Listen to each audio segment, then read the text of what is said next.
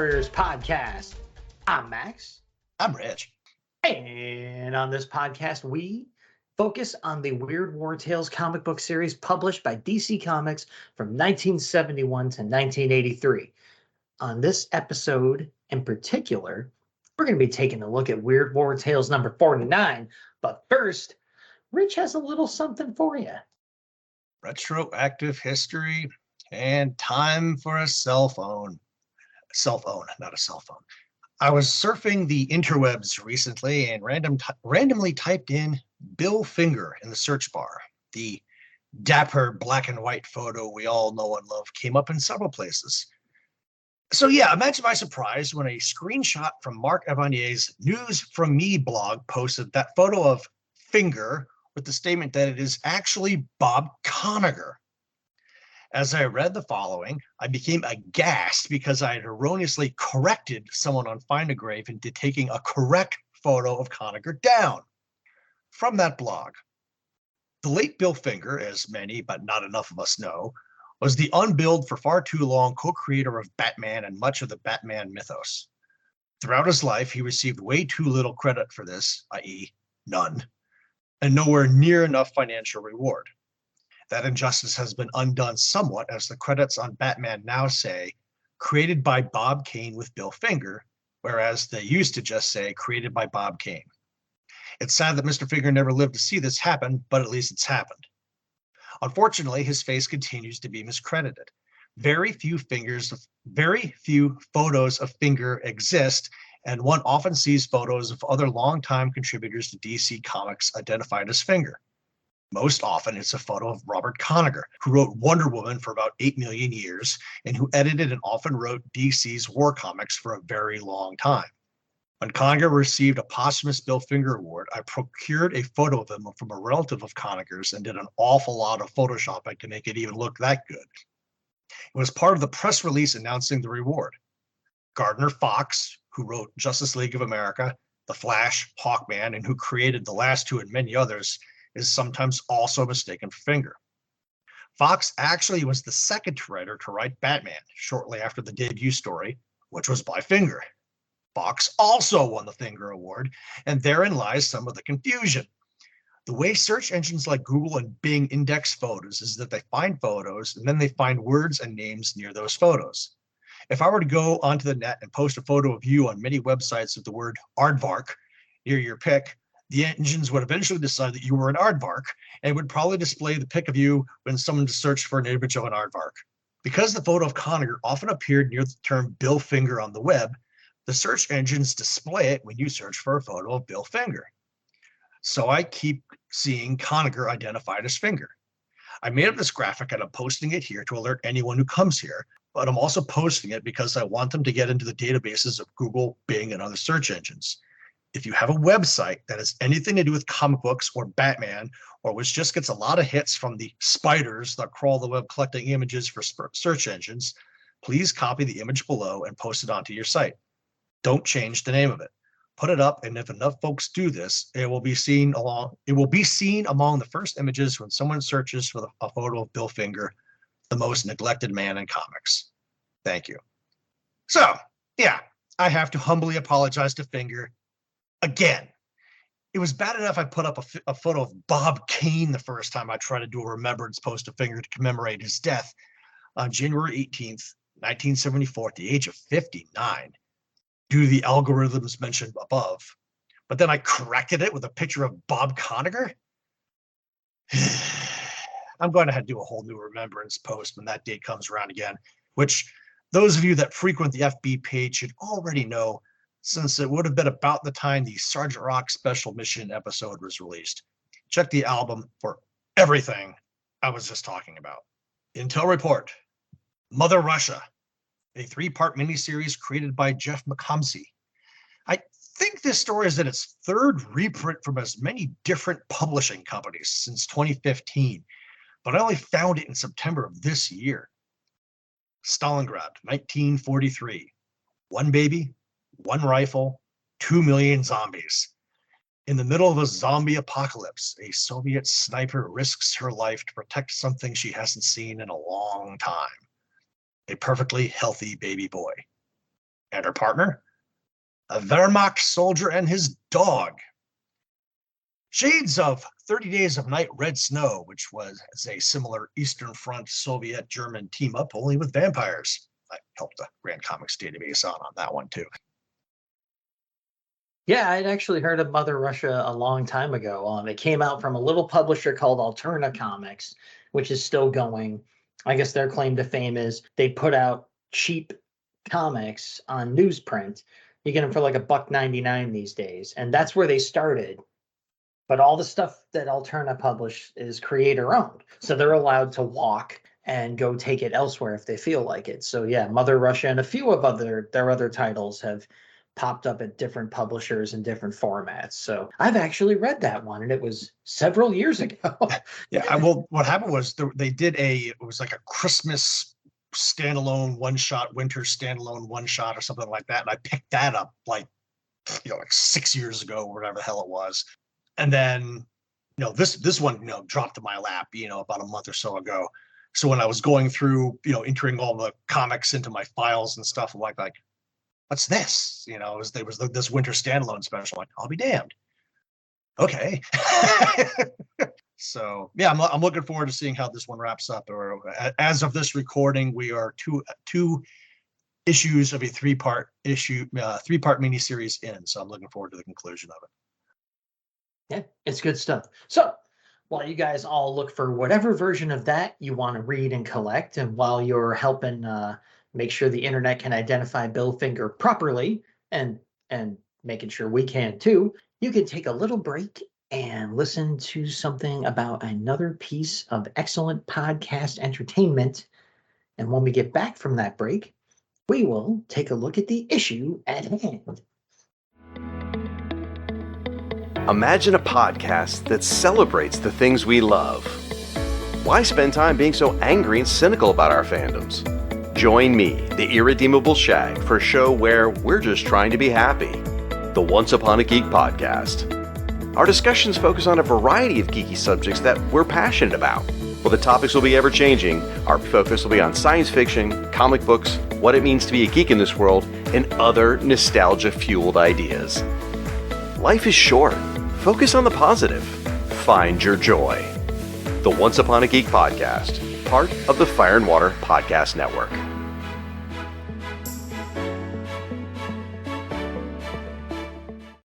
And we're back. So as I promised before the break, we are going to be focusing on Weird War Tales number 49.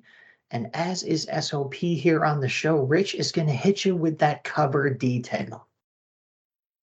Pencils by Jack Sparling, inks by Vince Coletta. 30 cents. The line of DC Superstars banner is gone. The Weird War Tales title is blue on a red background. A skull wearing a Roman helmet tosses with a bony hand 5 soldiers from multiple nationalities and eras into his grinning maw. A text block next to the skull reads, "There are no guarantees in war, except," and then the text continues under the skull, "the right to die." Cover date, November-December 1976. Date of release, August 19th, 1976. No Killjoy. Max, take it away. All right, so comments and commendations on this cover. It's pretty basic on some levels, but it's also well-designed, well-drawn, and effective. The background coloring and the negative space allowed in the upper portion gives the logo a chance to really pop, while the shading and darkening of that background as you go lower in the cover helps the giant skull beneath it transition into its own space and share in the eye-catching duties. I feel like, again, it's not a super busy cover, but it's really well done, and it looks like it was custom made to stand out on the spinner racks. And it would have done an excellent job of that if I had noticed it at 5 years old or so when this came out. I really dig it. It's a good cover. Yeah, I like this one too. Some of the skull's teeth are missing, which adds to the eerie touch. The multiple eras of the soldiers is a great accent as well. I see 2 World War I troops, one from each side, and a GI. One might be from the Spanish-American War, based on his headgear, but the barefoot one in ragged clothes, I have no idea. Maybe Rev War, I don't know. The cover is oddly captivating. I can gaze at this one for quite a while. Good start. Right on. With the cover out of the way, we're going to let Rich take us into the first story in the issue because we got a friend visiting us at the start here. Face of the Enemy. 5 pages. Script by Jack Olek. Art by Leo Duranona. Peace was a blessed relief to a gentle, sensitive man like Moore, but the war was not yet done with him. For fate had decreed that he should have one last bitter look at the face of the enemy. May 8th, 1945. A U.S. platoon fighting through a ravaged German town gets word over the radio that the war is over. The problem is the Germans haven't heard yet and are still blazing away. Abruptly, the firing ceases, and soon the enemy emerges from their positions, hands raised and flying a white flag. It's true. The war is over. Moore is a radioman, and he had spent the war praying that he would be able to come through the fighting without killing anyone. So far, he had, but he's not out of the woods yet. The captain goes to talk to the town's burgermeister about cooperating. The best way to ensure things stay peaceful is to get the mayor on board. But the burgermeister is a believer, ignoring the captain's request. Help you? I am a German. I do not help those who would destroy us. For you, the war may be over, but not for us. Our children have been taught from infancy to hate you, and we will go on fighting, even if you kill us all. The captain knows a lost cause when he sees one and leaves in disgust. More follows. Outside, the two men chat about the burgermeister. The Germans were all quitting a day or two. They were sick of the war too. Maybe, but there are men who enjoy killing, the officer muses. A potato masher flies from out of the shadows and explodes in the captain's jeep, flipping the vehicle onto its side. 5 of the 7 men crowded around it are casualties, including the captain. Ignoring his wound, the captain points out the fleeing Nazi and orders Moore and another GI to go after him. But sir, the war is over, Moore exclaims. I know it is, blast you, but he doesn't seem to think so. Dump that radio, go after him. The German disappears down an alley, and the 2 Americans split up to track him down. Moore prays that the alley he had chosen is the wrong one. He isn't a coward, but he isn't a killer either. No luck. He sees the German hide behind some trash cans. Moore calls out for him to surrender and has to duck when the German opens fire. He counts the rounds, and then silence. The German's out of ammo. Now Moore could take him alive. But the German refuses to surrender and tries to escape by climbing over a nearby fence. Moore has no choice. Even as he fires, he sobs. In the end, one way or another, war makes killers of us all. Walking up to check on the German, his heart is filled with agony. It's a blonde-haired kid who couldn't have been over 12. 1 hour ago, peace would have brought relief to a man like Moore. Now it merely signals the beginning of a lifelong torment, for he will never be able to forget the face of the enemy. No killjoy, but how about a story of reenacted valor?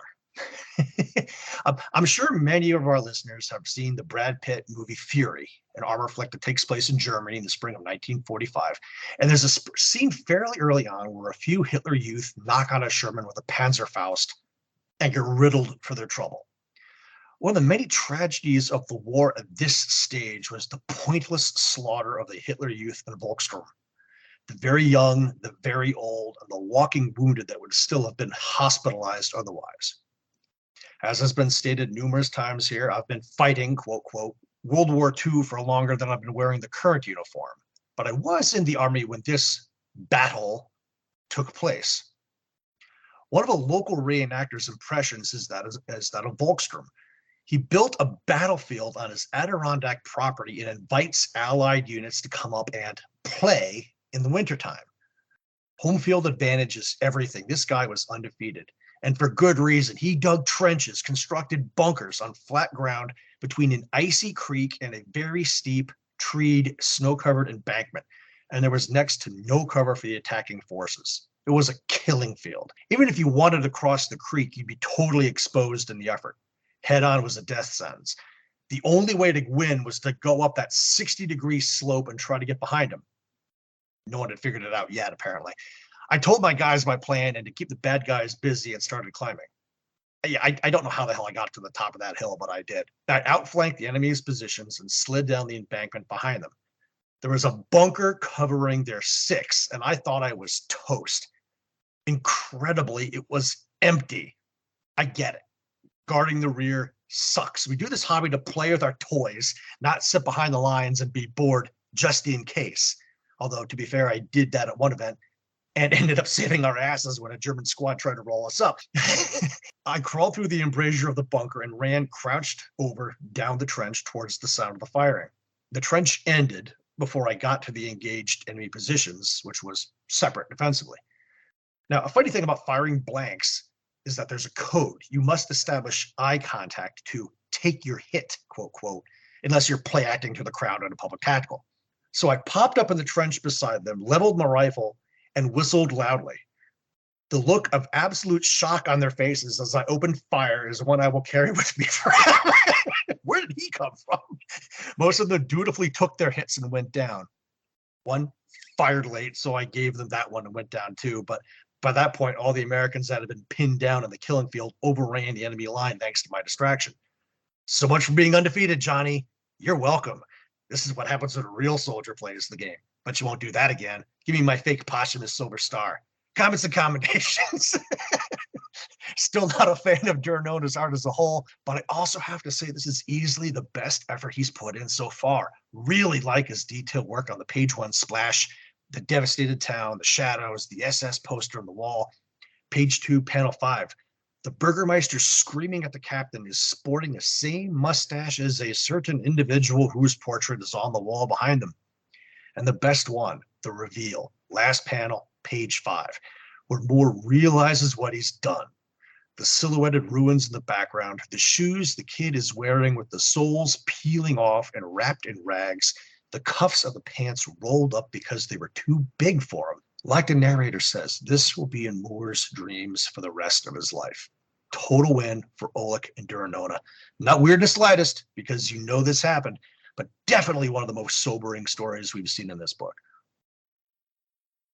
And I got to remind people, I try not to read the Killjoys or the History Minutes before we record, and I didn't read that one. And that story's hilarious. I freaking love that. That is great. That's what you pay your money for, folks, right there. It's freaking awesome. So for this story, I'll say, I got to mention listener Bill Mooney has more than once defended Duranona from mine and Rich's assaults on the Facebook page, claiming that Leo's art was too constrained by the demands and limitations of the comic book format. And I got to say, this is the first time that I can see clear signs that Bill may just be right. Since we've bagged on Leo so hard in the past, I'll lead off my CNC with my praises of his work here. On page 2, panel 5, the ranting Burgermeister that Rich mentioned, it reminds me very much of Kyle Baker's art, which is to say one of the modern geniuses of comic book art and beyond. So that's no faint praise in my book. It just really has that Kyle Baker vibe if you check it out. Panel 3 on page 3 is a favorite of mine too, as you might have guessed, with the full panel explosion and the sound effect of blam lettered right into the fireworks of the blast. It's good work there. On page 4, panel 3, the V-shaped composition around, I believe it's Moore's face, adds to the emotion of the scene, the intensity of it. The final panel of the story also, again, that Rich rightfully mentioned, is great for all the reasons he said, but again, for the creative use of layout and composition. In fact, the layout and design work is pretty great throughout this little tale, and the storytelling is super clear. And before I slip completely out of character here, I gotta mention that Leo's rendition of the skeletal host is nicely done too. And as for the writing, the story, what we were here to read, yeah, that. Another they don't know or won't accept that the war is over trope, sure. but with an even more tragic ending than most. This was a heck of a start. And like I can't stress how much more impressed I was by Leo's work here. You can read it. The use of negative space seems purposeful instead of lazy. This is him really, really strutting his stuff. And I see what Bill Mooney was talking about. He's got more under the hood than he's been showing us so far. So that's the first story out of the way, and quite a good one at that. Let's see what follows it up with A Right to Die. And that's right, R-I-T-E. It's 3 pages long. Script is by reliable George Cashdan with art by Ricardo Viamonte. Synopsis goes a little something like this. Sergeant Willie Krause has captured a partisan and is taking him back to headquarters for questioning. When his captive suddenly lunges on him, the German runs him through with his bayonet. The partisan's dying scream is heard by others, and Krause is forced to flee. There seems to be no escape from his pursuers until he stumbles upon a church. Strange. Krause had been here often and had never seen it before. Whatever. Once inside, he'd be safe. All the natives in this area consider any church a sanctuary, he thinks. As soon as he enters, Krause is greeted by several tall men wearing cloaks and what appears to be skull masks. We welcome thee, stranger, and give thanks to our master for sending thee, one says in an eerie tone. You were expecting me? You must have the wrong man. I am simply a soldier of the Wehrmacht, not one of your religion. It matters not who thou be, nor do we care. Krause is seized, his shirt torn open, and then he is dragged onto a stone slab. It is written in our scriptures that on this very night, during our Black Mass, a non-believer would be sent for sacrifice. Sword is raised to be plunged into the German's chest, and Krause struggles in vain. Do not protest, stranger. Be proud. The death is for the glory of Baal and Lucifer, otherwise known as Satan, our master. The sword comes down and the church disappears. Outside, Krause's pursuers are puzzled. The German's trail led right to this clearing and suddenly stopped. It was as if he had vanished into thin air. All right. There may be some killjoy, but it's going to be packaged with some CNC. So I'll get my CNC out of the way first and say, again, we are given a story with excellent page layout work that is both creative and clear. There's a great example of it right away on page 1 as well. As the fleeing partisan's open coat in panel 1 opens into the splash panel below without detracting from the flow into panel 2. The consistent portrayal of that coat as an area of negative space is used well throughout the page too. The logo could almost be seen as too simple or cartoony, but something about it makes me think of an animated title popping up one word at a time before the start of a short grindhouse feature film. So I end up landing on really liking it. On page 2, having the first 2 panels floating over the third panel is a really nice effect. Again, making the page interesting to look at without detracting from the storytelling flow at all. In panel 1 on page 3, Krause's face looks like it was drawn by Frank Robbins, which frequent listeners of this show will know is not a bad thing in my opinion. And panel 3 on that page is just awesome. Although perhaps Krause could have picked better phrasing here than, I order you to put me down. Sure thing, bud. We'll put you down just like we put down old Yeller. I really liked this one. It had a campy atmosphere, some very evocative and creative art, and a Nazi was killed by servants of Satan. Pass the popcorn. Having back-to-back stories with Duranona and Viamonte has a surprise side effect of just how similar their two styles were.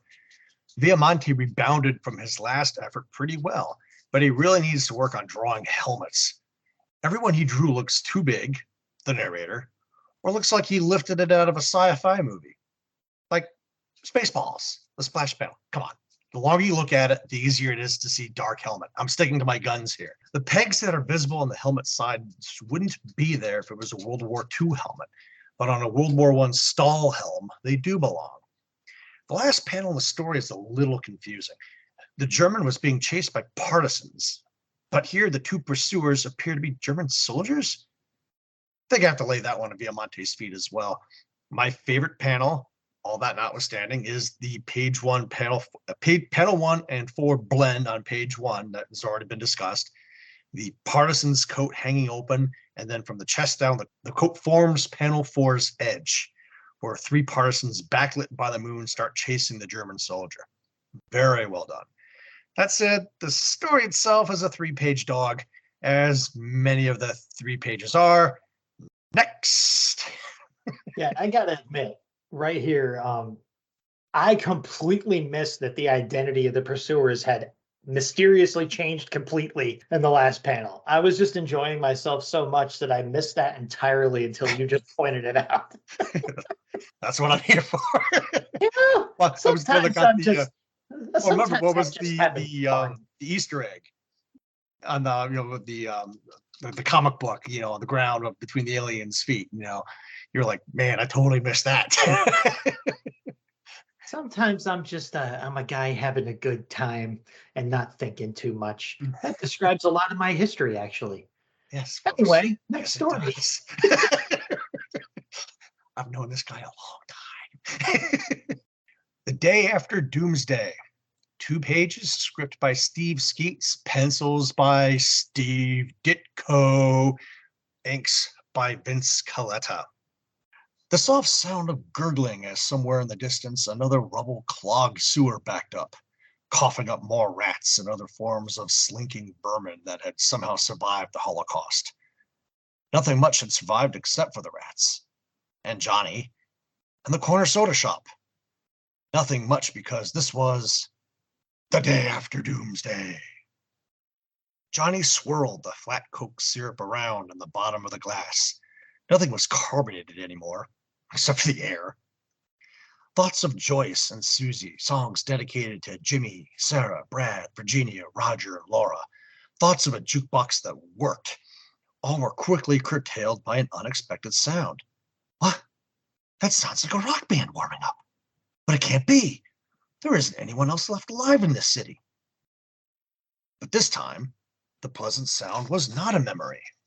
He spotted them immediately, standing on a hill of rubble, seeming to glow in the overabundant sunlight, singing songs of love and peace and unity, and directing their performance toward the rapidly approaching one-man audience. He fell at their feet and grooved to sounds he never thought he'd hear again. It was growing warmer and warmer. And then he noticed, they have an electric sound, but their guitars aren't plugged in anywhere. It's that glow they're giving off. They're radioactive. That's what powers their guitars. But he had noticed too late. Already his face was beginning to melt. It only took a few more minutes for him to die, and the mutated minstrels, having lost their audience, packed up and headed on to the next town. No killjoy there. Moving on to the CNC. Holy Steve Ditko, Batman. This is what I've been waiting for from this guy. Page 2, panel 4 is classic Ditko. The way the radioactive waves begin to take effect on poor Johnny. And the page 1 splash, the different colors and angles in the ravaged city is top notch. But the wreckage behind the soda shop, Max's soda shop, kind of reminds me of the Twin Towers aftermath, actually. There's a soda jerk reference I just have to drop. Day After Doomsday? More like the day after Max accidentally hooks up a tank of hydrogen to the soda machine. It's entirely possible I'm not giving Coletta enough credit here, but dang, DAD continuing to make believers out of us. Can you get an amen? From me, even? Well, not usually, but as for this time right here, I say amen, Brother Richard.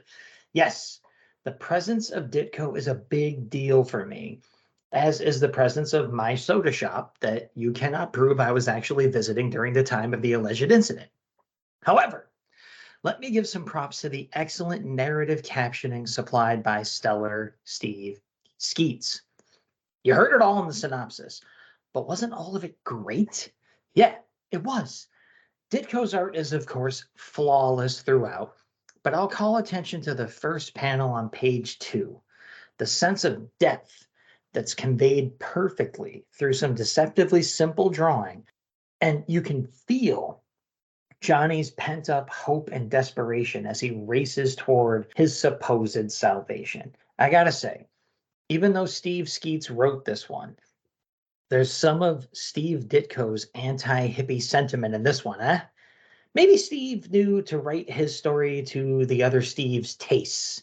Just a 2-page joy. This thing was a treat. So let's see if we get lucky one last time. We'll move on to the final story in the issue. It's called Mark of the Conqueror. 7 pages long. Script is by Old Reliable again, Jack Olek. Different Old Reliable, but it's Jack Olek. Pencils by Ernie Chan. Inks by Bill Drought. Synopsis for this finale goes like this. Millions had died in the war that Torin the dictator had started. Today, from a balcony, he was watching the public execution of his own brother by firing squad. Torin's wife, she's never named, so we'll call her Neela for the sake of synopsis simplicity, begged him to stop the execution, but Torin refused. The only good enemy is a dead enemy, and I mean to wipe out my enemies once and for all. He's a traitor. He sought to overthrow me and make peace so that he could rule in my place. But only one ruler will ever follow me, my son. It's his destiny to rule, as it was mine when I was born. My family has ruled for 5 centuries, but only the eldest son inherits power. The firstborn who has this sign, as I have, the mark of the conqueror. He said the title, take a drink. He gestures to a star-shaped birthmark under his right ear as his brother is executed. And Neela turns away in horror. Murderer! How could you? You're insane. You speak of a son, but what if the child I carry under my heart is a daughter? It will be a son, I know it. And when the war is over, he'll rule the world. One push of this button and a force field will cover the palace. A field that nothing can penetrate. We have supplies for years. And when the war is over, my son and I will rebuild my kind of world. And you expect me to share it with you? A giant prison? I'd rather be dead too. Torin slaps Neela across the face. You'll do as you're told. You'll bear my son. After that, you can do as you please. But first, you'll give me a son. He ordered Neela to be taken to her quarters. Later, as radiation levels rise, Torin pushes the aforementioned button that activates the force field over the city. A few years of waiting, then he and his son would rule the world. But almost immediately, Torin's aide runs in. General, your wife, she's gone. I took her to your quarters, but she must have slipped out. She's nowhere in the palace. Torin is enraged. Gone? I already pushed the button. It's not possible. He pulls his hand laser out of his belt and executes his aide. Time passes, and Torin's staff tries to get him to accept that Neela is dead. But he refuses to do so. She somehow lived, and thus so did his son. No one dares contradict him. See what happened to the last guy. Eventually, the war ends, but the radiation doesn't dissipate. 10 years pass, 20. Finally, the gauges show that it's safe to lower the force field.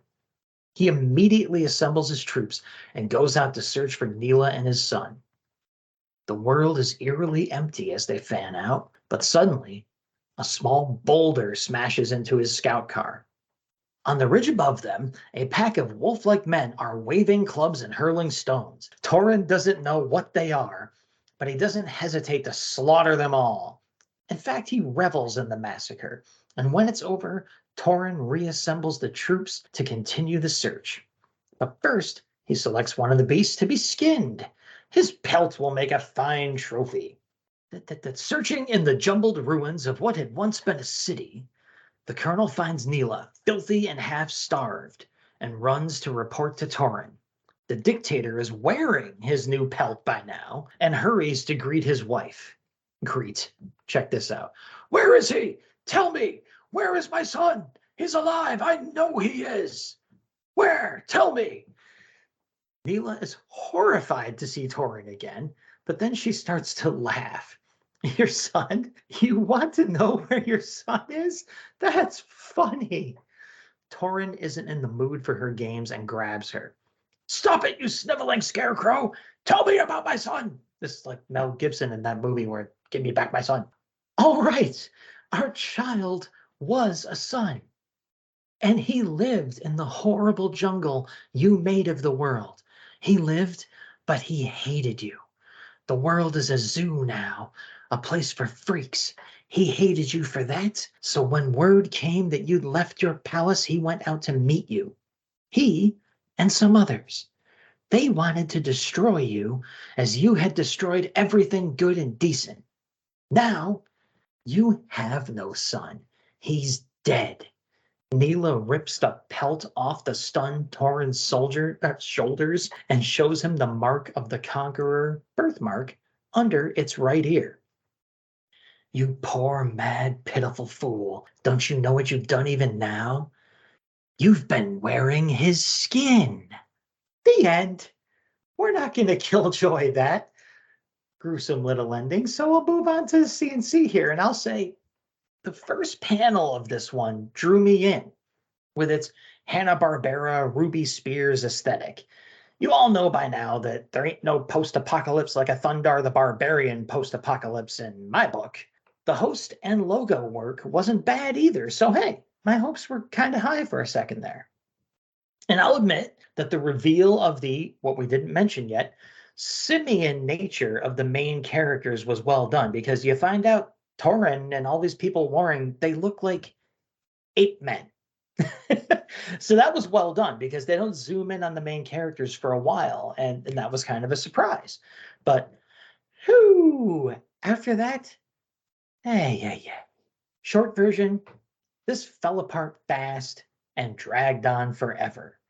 But if we have to get into specifics, I'll do so. On page 2, panel 4, I know they're a different species from me and all, but these two, Torin and Neela, look a little advanced in years to be newly expecting parents. Also, is it just me, or is it never clear who the ape folk are in war with exactly? Have they always been at war with Oceania? Is loaning this story a 1984 reference being too generous? And that ending, sure, it's gruesome, but it is also very, very stupid. His son just turned into a wolf man. That's what the radiation does to ape people. They were fighting these wolf people in the beginning of the story, and it's mentioned that they are freaks, but not that they are freaks that used to be ape men, or that ape men are turned into wolves by radiation across the board, which seems a strange decision. But it's just dumb. You know, or did Mama Monkey there get it on with Wolfman Jack and split before the evidence emerged? Oh well, at least the closing shot of the host chilling out on the skinned pelt as a rug was pretty cool. We follow one day after Doomsday story with another, with a dash of Planet of the Apes for good measure, since that's where the principals all look like they came from. This one feels like it went a page or two too long and was completely predictable by the halfway point. A very text-heavy story too. My son, my son, my son, all story long. And in the end, he kills the only thing he cared about without even knowing it. The vehicles portrayed in the story are fun. The scout car, page 1, panel 1, looks like a cross between a Volkswagen Bug and a Dune buggy. And the twin-engine bomber pods, page 4, panel 3, are pretty neat too. Page 5, panel 4, I think Chan and Trout snuck one by the Comics Code Authority. Looks to me like one of the Wolfmen had his head blown apart. Maybe because it's not a human but a monster, the powers that be let it slide, I don't know. And lastly, page 3, panel 3, the slap. Have to wonder how this guy would have treated an unwanted daughter. Torn gets what's coming to him. But yeah, I don't like this one too much. Yeah, So that felt like about a century of my life. So yeah, that was a joy to write the synopsis for. I'm here to tell you. How many times you have to write my son? Yeah. I made myself go, write the synopsis like that. My son, my son, my son, my son, my son. So all of you fine listeners know what I had to go through. Oh, yeah. Yeah, awful. So we're going to wash that taste out of our mouth. Being that the story content is all set, we're all through it. We're going to move on to the letters page, known in this comic book series as APO Weird War Tale. Dear Joe, I have never seen anything quite as unique as Weird War Tales. Unlike the rest of your mystery books, it has a central theme, the greatest mystery of all, war. Oh, sure, you have comics like Unexpected with its unexpected endings, which, since that should be the nature of any good suspense story, is not really a theme. Then there's Weird Western Tales, with the stories of Jonah Hex, the Two-Face of the West. Although very original, it's not really a mystery book. In fact, it's more Western than weird. So WWT stands as unique. Let's look at some of the examples. Bloodbath of the Toy Soldiers in your August issue is a war theme that has been used before, but its original elements far outweigh its familiar ones. First, we have our setting, the unknown war. We are never told what the war this is, who is fighting who, or who the good guys are. And it really doesn't matter to the story. The same is true of Day After Doomsday. We know that a great disaster, sorry, Kamandi, has taken place, but we don't know if it's the one depicted in Kamandi or Hercules stories, or the long-lamented Atomic Knights, and we don't care. The punch of the story doesn't depend on that sort of continuity drivel. And of course, the warrior could have taken place during any of the barbaric wars that happened before recorded history. So there you have it. It doesn't matter which war we're shown or when that war takes place. It's represented with some very solid stories and are that put across your theme, war is weird, whatever. And this missive is from Philip Jefferson from Albany, New York, which is, about 20 minutes away from where I live. So, hey, Philip, how the hell are you? And anyway, Joe responds with, you've hit the nail on the proverbial head, Phil. Throughout the history of mankind, there has always been a war waged somewhere. We don't think we're going to run out of new and original locales anytime soon. Yeah, look at 2023, folks. By the way, since you mentioned it, all the future disasters and atomic wars that we've presented in our various series can be linked together in a continuous continuity. It's part of Paul Levitz's Guide to Confusing Continuity, and it can be found in Amazing World of DC Comics number 12 on sale right now. An announcement on how to order your copy is elsewhere in this issue. Hey, Max, get on that. Yeah, the continuity can be explained right now, but wait till 1985 when Crisis on Infinite Earths blows it all up, and we never really fix it ever for the next 40 years after that. Yeah, that's fun. I'm more on Philip's side with continuity-driven drivel being my late in life here opinion of that sort of thing. So, but it is really cool that it's always cool to see a letter from like your own stomping grounds, like a nice upstate New York centered letter. So that was cool of you to find. And the next one, the one I'm about to read, doesn't come from too far away from where I live currently either. It starts off, as most of them do, Dear Joe, I continue to be amazed at you. Every issue of WWT brings another surprise. This time, number 47, we have another sword and sorcery barbarian type tale drawn by Ricardo Viamonte. I've loved his stuff since the short-lived Beowulf, and it is really nice to see some more of his imaginative drawing style. His men show a brute strength that cannot be matched by any other artist with the possible exception of Neil Adams. He seems to draw with a thinner line, but still maintains that unique strength that is necessary to this kind of story. The only complaint I have is that writer Jack Olick failed to include a woman in the script. Therefore, we were not allowed the chance to see Viamonte draw some of his stunningly beautiful females. And that comes from Herbert Hunt of Springdale, Connecticut. And Joe responds and says, The Vikings were well noted for leaving their women at home, Herd, but maybe we did miss the chance of showing you how well Ricardo can draw females. If another opportunity arises, we'll be sure to include some women in the next script we send to Mr. Viamonte. It's nice to see some Viamonte love there. And were the Vikings that well known for leaving their women behind when they set out for battle? Is the modern emphasis on shield maidens and female Viking warriors a bit overdone? Watch like there's a series, I believe, called Vikings, where one of the major characters is a battling shield maiden. Could I have done some research on that? We may never know. So that's APO Weird War Tales. That's the letters pages. Right in with all your Viking minutiae and history and stuff. Get in on the act. And while you're doing that, we'll move on to our favorite spotlighted ads of the issue. And I cheated as usual. I got 2 of them, but I'll be quick. In between pages 2 and 3 of that lovely final story, we have one ad, big like half-page ad. It says, new big as life hang-ups with movable arms and legs. And it's, you got a Superman pinup and a Batman pinup, and you can kind of move their arms and legs around and pose them. They do these things for like holiday decorations. You can get the Easter Bunny or whatever, or witch, and pose them around, stuff like that. You got a kid setting them up in the ad. I'm not going to read you all the ad copy because I said I would be quick. But I picked out this ad because it says, new big as life hang-ups. Like, don't worry, kid. Don't rush. You'll get those soon enough. All right. You can have plenty of big as life hang-ups when you get out of grade school or whatever. Okay. Why be in such a rush? But right above that one is a small ad with a little crudely drawn t-shirt on it.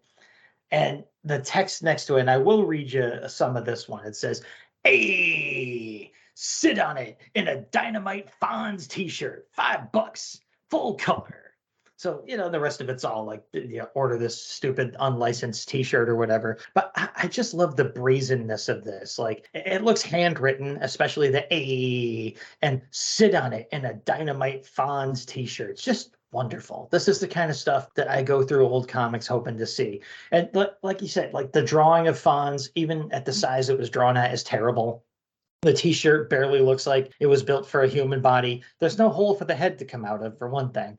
And it's just obviously some fly-by-night unlicensed ripoff. I gotta wonder what this thing looked like, if they even ever sent you anything when you gave them your $5. They're also selling like a Fonz poster, bracelets, a Cotter Kids t-shirt, and a mood ring. These guys do it all. How could you not send them all your cash and hope for whatever might or might not show up? So those were my ads for the issue. I thought they were kind of fun. Yeah, no lie. I saw that Fonz TV t-shirt ad, and like that was in the running for a while. But I went elsewhere, obviously. Remember that fun little ad I called out a while ago about how to pick pockets for magical purposes only? Cough, cough. Well, now, if you catch little Mr. Sticky Fingers practicing his craft, you can arrest him with the only complete special investigator kit. Also, free badge flasher with each kit, $3.95. Styles of special police, private detective, special investigator, plus free booklet, How to Detect and Solve Crimes by a Leading Authority. And this thing, it just looks, so bad. This thing is just like the freaking worst. Not for sale to New York State residents. What, NYPD frowns on people walking around with these little toys? Can't imagine why. People posing as cops is just good old-natured fun. Come on, loosen up a bit. What's the worst that could happen? The 70s were a different country, people. It was a little more free range, a little more Wild West back then. Oh my God. So while you all like get ready to hit the streets with your investigator kits and your Fonzie t-shirt and acquire some real big as life hang-ups, we'll move on to a little section of the show where we sum things up and ask each other if we've got any last words. No. Max? Fine. Okay. Honestly, the first three stories are tied for first with me, tied for first for me. But I just got to pick the Steve and Steve team up on Day After Doomsday. And not just because Max's Soda Shop is your best and only place for refreshments in the days after the world-ending catastrophe that I, Max, certainly did not cause. Yeah, the last story overstays its welcome and is pretty dumb in the end, but that doesn't keep this issue, for me, from being a blast overall. Oh, all right. We all know Face of the Enemy is the winner for me, hands down. The only non-weird story in the issue, of course. This issue was literally a seesaw for yours truly. Good story, bad story. Good story, bad story. Some fun ads, solid cover, and all new contributors to Letters page help too. I think I'll put this one slightly above the middle of the pile. And we're racking up kind of a tall pile there, so that's not a bad ranking. Got a lot of issues under our belts. So that's it, folks. That's the issue. That's our opinion of it. That's the ads within it. That's all it's got. But we're not done with it yet. We got some other business to attend to over at something we like to call the Dead Letter Office, where we take a look at social media high fives from people out there and check some emails and stuff and remind you that we still have a storefront. It's on redbubble.com. You go there, you search Weird Warriors Podcast, and you can get our awesome logo that is, let me remind you, drawn and designed by Bill Walco of the Hero Business and of recent Archie Comics fame. And you can get that logo on any piece of merchandise you can possibly imagine on redbubble.com. And if you do, and you take a picture of yourself with it, just take a picture of the merchandise in your hand or something, prove that it's real, send it to us, and you can win a star from the flag that once flew over Sam Glanzman's home. Okay, people, it can happen, and we'll prove it later on in this very section of the show. But for now, I'm going to make you wait on that because you're all waiting to order stuff, I see. And let you know who came by the socials media, the Facebooks, the Blue Skies, the whatever, and took the time to give us a, hey, how you doing? And those people this time around in this edition of the Dead Letter Office, which is brought to you by episodes 55 and 56, which focused on Weird War Tales number 44 and 45. Those people are Tim DeForest, Herschel Mimis, Aya Voss, Ted Halleck, who I actually know in person, Luke Giaconetti, Dave Marchand, Mike Sturba, Keith G. Baker, Clinton Robinson, Old Groove, Mr. Blue Moon Comics himself, Lloyd Smith, Noel Thingvall, that's Noel, Thing, Vall, gave us a high sign on the social media there, and the irredeemable Shag at Once Upon a Geek and the Fire and Water Podcast Network stopped by. One of the guys responsible for giving me the podcast bug and encouraging me to reach out to a friend and start a show. So this is partially his fault. I won't throw Rob Kelly into this because he's had the good taste to stay off the radar over here. Oh, man. So that's social media stuff taken care of. And I'm going to hand the reins for a bit to Rich over in the Gmail. We got a couple of letters from one person, and then another of our good buddies stopped by. But I'm going to let Rich kick off the first two here in the Gmail section of the show. Tim DeForest reaches out to us twice. I'm going to do them in order. Episode 55. I got curious about how often Weird War Tales used vampires during its run, so I tried to do some research. The DC Wiki has a section for vampires that lists their appearances in all titles, including Weird War. Sadly, the list is incomplete, as it does not list this issue or at least one previous issue I remembered. It showed a mere 4 appearances by vampires. That's the trouble with fan-operated wikis. They rarely have complete information. But I would not be deterred. I went to the Grand Comics database and tried a keyword search using Weird War vampires. It came up with this list of vampire appearances: 13, 16, 18, 22, 44, 46, 51, 62, 67, 83, 90.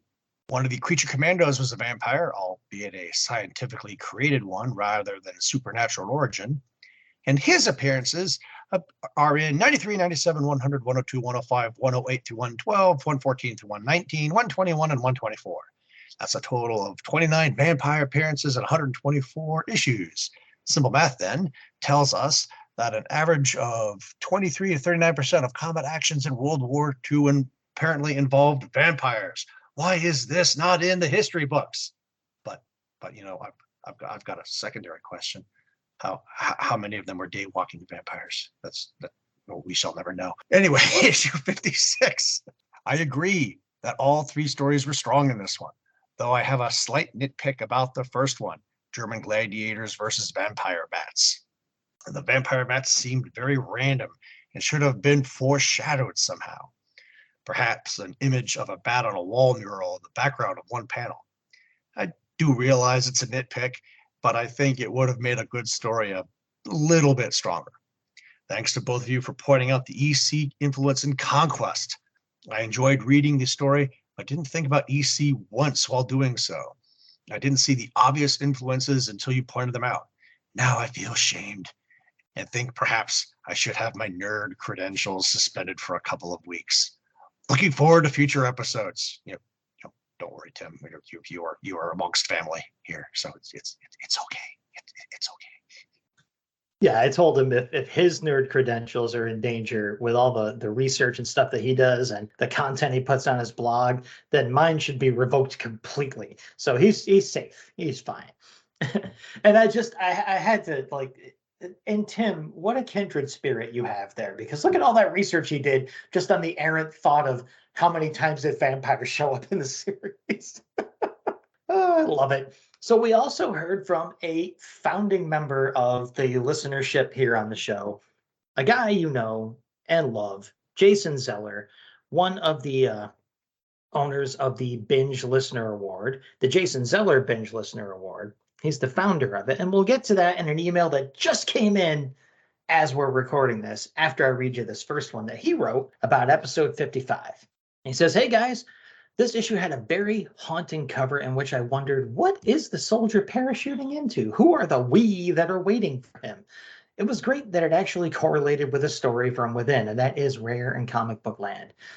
Photo finish was a classic WWT in which the end for Hansen, the photographer, was telegraphed very early. That'll happen. I enjoyed the classic DC splash page that tries to pull the reader into the story and was interested to see death in a ghostly white color for a change. It does make you wonder what happened to the photograph of Bentley dying.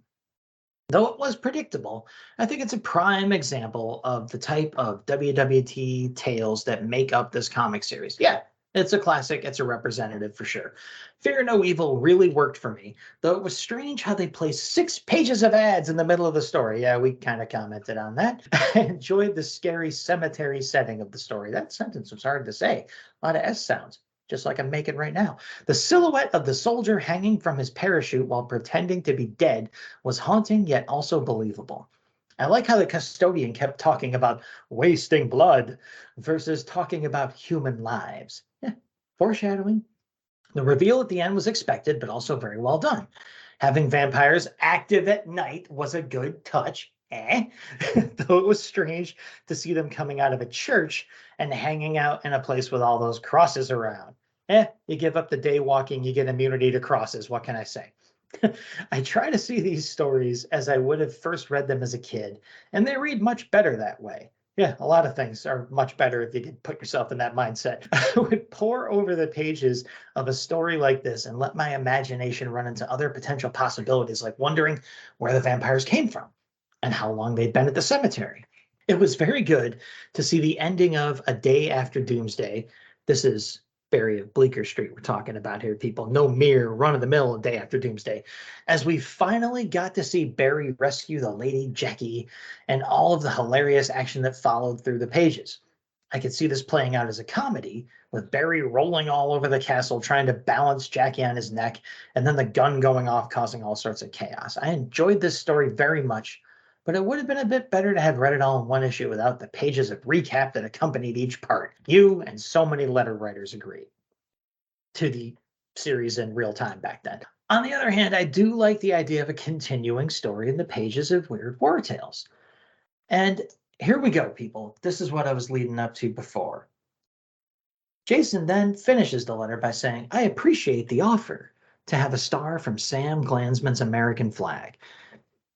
I consider it an honor to be able to have it, and I'm so grateful to be able to support you guys. The Weird Warriors mug is awesome. Thank you guys very much, Jason Zeller.